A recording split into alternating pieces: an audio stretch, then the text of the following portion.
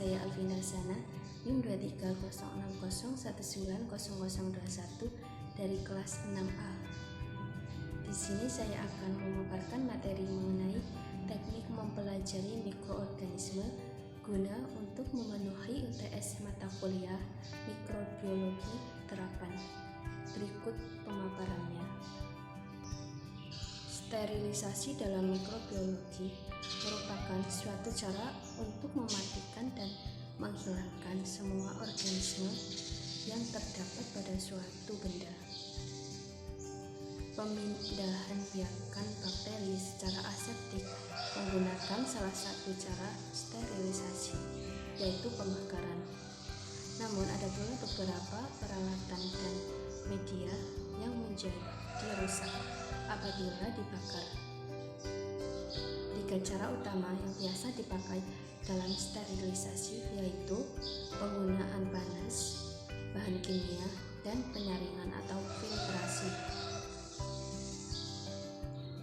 Cara sterilisasi dibagi menjadi 3. Yang pertama, sterilisasi mekanik atau filtrasi. Sterilisasi dengan penyaringan atau filtrasi yaitu teknik sterilisasi dengan menggunakan suatu saringan yang berpori sangat kecil dan berukuran sekitar 0,22 mikron atau 0,45 mikron. Cairan yang akan disterilisasi dilewatkan ke suatu saringan sehingga mikroba tertahan pada saringan tersebut. Sterilisasi dengan penyaringan dilakukan untuk mensterilisasikan bahan yang mudah rusak jika terkena panas dan bahan yang tidak tahan panas, misalnya larutan enzim antibiotik. Selanjutnya, sterilisasi fisika dapat dilakukan dengan cara pemanasan dan penyinaran. Pada pemanasan dapat berupa pemijaran atau dengan api langsung, yaitu membakar alat pada api secara langsung. Contohnya alat jarum inokulum atau jarum OC, pinset, dan batang L. Pada penyinaran atau radiasi seperti sinar ultraviolet dapat digunakan untuk proses sterilisasi, misalnya untuk membunuh mikroba yang menempel pada permukaan interior. Yang ketiga, sterilisasi kimiawi merupakan sterilisasi menggunakan senyawa disinfektan. Disinfektan itu suatu bahan kimia yang dapat membunuh sel-sel vegetatif dan jasa training, bersifat merusak jaringan. Contohnya, desinfektan adalah alkohol, fenol, dan halogen. Berdasarkan bentuknya, media pertumbuhan mikroba dibagi menjadi 3.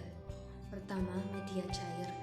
Komposisi dapat sintetis, dapat pula alami.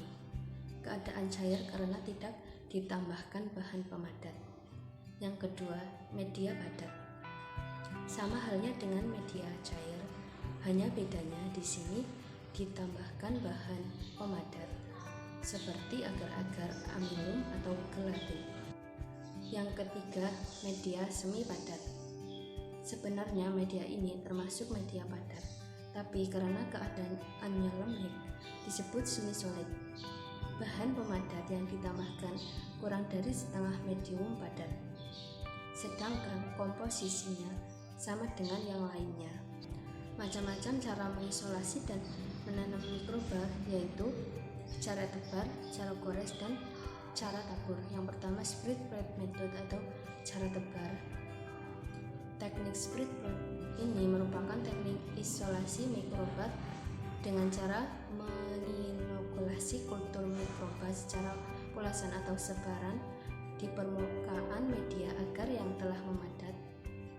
Metode ini dilakukan dengan mengencerkan biakan kultur mikroba karena konsentrasi sel-sel mikroba pada umumnya tidak diketahui.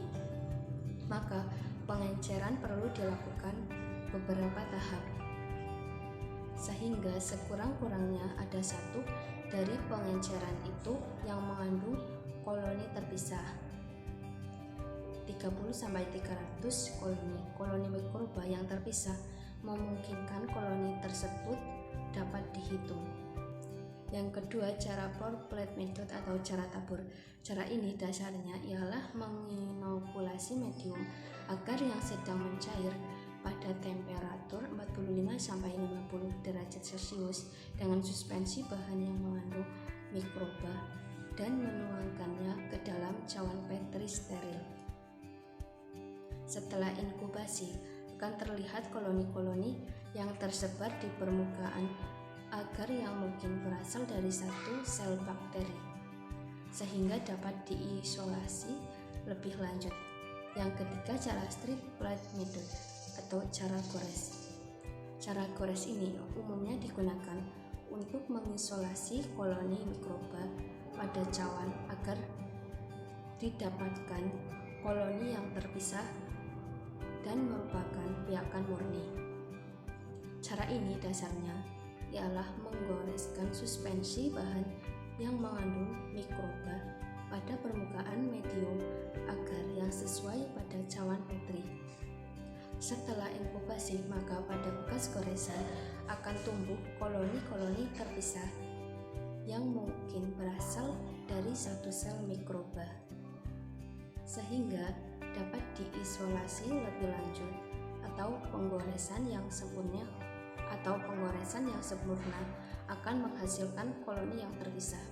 Bakteri yang memiliki flagella seringkali membentuk koloni yang menyebar, terutama bila digunakan lempengan yang basah. Untuk mencegah hal itu harus digunakan lempengan agar benar-benar kering permukaannya. Selanjutnya, pewarnaan mikroba. Pewarna mikroba adalah senyawa organik yang terdiri dari gugusan chromophore dan gugusan auxochrom yang terikat dalam suatu cincin benzena. Gugusan chromophore yang memberikan warna pada molekul warna dan gugusan autosom yang memberikan disosiasi elektrolit molekul pewarna sehingga lebih mudah bereaksi. Sekian pemaparan materi mengenai teknik mempelajari mikroorganisme. Wassalamualaikum warahmatullahi wabarakatuh.